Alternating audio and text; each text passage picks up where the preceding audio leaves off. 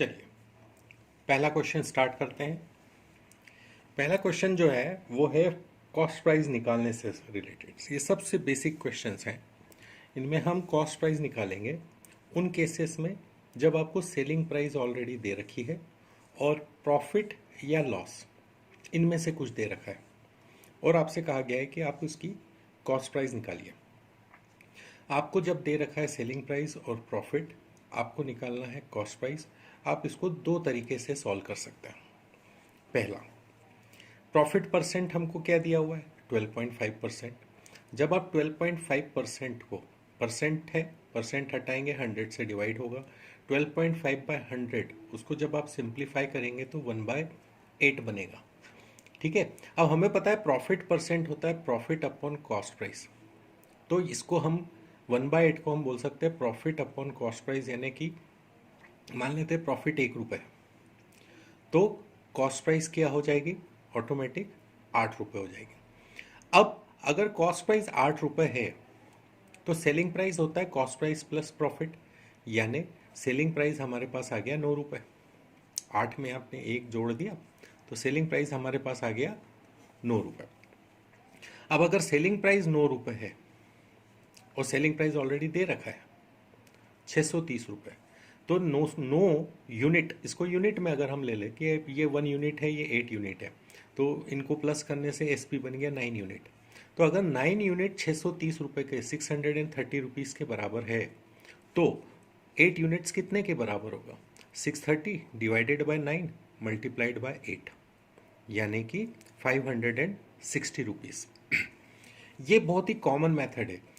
आपको इसमें कुछ नहीं करना होता, रुपीस को यूनिट्स में कन्वर्ट करना होता है और एक आंसर तक पहुंच जाना होता है। जब आप यूनिट्स में कन्वर्ट कर लेते हो तो क्वेश्चन बहुत आसान हो जाता है और फिर बाद में आप यूनिट्स को जो है वो रुपीस में कन्वर्ट कर लें तो आप डायरेक्ट आंसर तक पहुंच सकते हैं। दूसरी मेथड में क्या होता है, जो हमने पहले आपको डिस्कस करके बताई थी कि फ्रैक्शन है, ठीक है, हमको निकालना है कॉस्ट प्राइस और प्रॉफिट हुआ है, तो सेलिंग प्राइस से कॉस्ट प्राइस हमेशा कम आएगी। भाई आपने बेचा ज़्यादा में और ख़रीदा कम में ना, तभी तो आपको फ़ायदा होगा। तो हमारे पास जो फ्रैक्शन है वो दो बनेंगे, एक 100 और एक 100 प्लस प्रॉफिट। प्रॉफिट हमेशा प्लस होता है इसलिए 100 में जोड़ दिया। तो न्यूमरेटर और डिनोमिनेटर की हमको दो वैल्यूज़ मिल जाएंगी 100 और 112.5। ठीक है।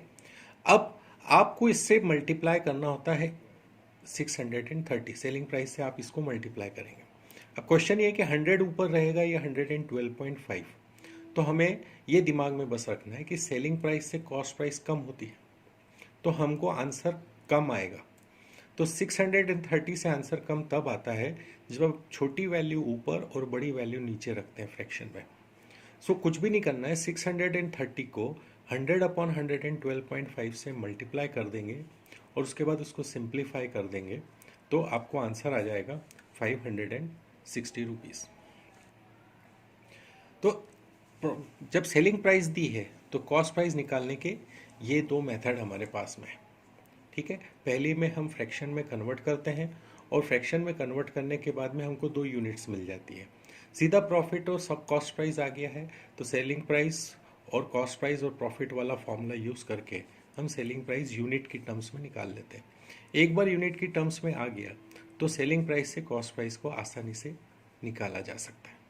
दूसरी मेथड में फ्रैक्शन वाली मेथड है, ये यूनिट मेथड है, ये फ्रैक्शन मेथड है। फ्रैक्शन मेथड में हमको इसको दो फ्रैक्शन में कन्वर्ट करना है जिसमें से एक फ्रैक्शन हमेशा 100 रहेगा, दूसरा 100 प्लस माइनस, अगर प्रॉफिट है तो प्लस और लॉस है तो माइनस करेंगे 100 में से, तो हमें दो वैल्यूज़ मिलेगी। उन दो वैल्यूज़ को न्यूमरेटर और डिनोमिनेटर में इस तरीके से जमाना है कि अगर सेलिंग प्राइस दी है और कॉस्ट प्राइस पूछिए तो वैल्यू कम होगी इन केस ऑफ प्रॉफिट। तो वैल्यू कम तब होती है जब छोटी वैल्यू ऊपर और बड़ी वैल्यू नीचे होगी। 100/112.5 से मल्टीप्लाई कर दो, सीधा आंसर आता है। ठीक है। अगर इसकी जगह लॉस दिया होता तो हम 100 में से उस लॉस को माइनस करते, अब ये वैल्यू छोटी हो जाती है और ये वैल्यू बड़ी हो जाती है।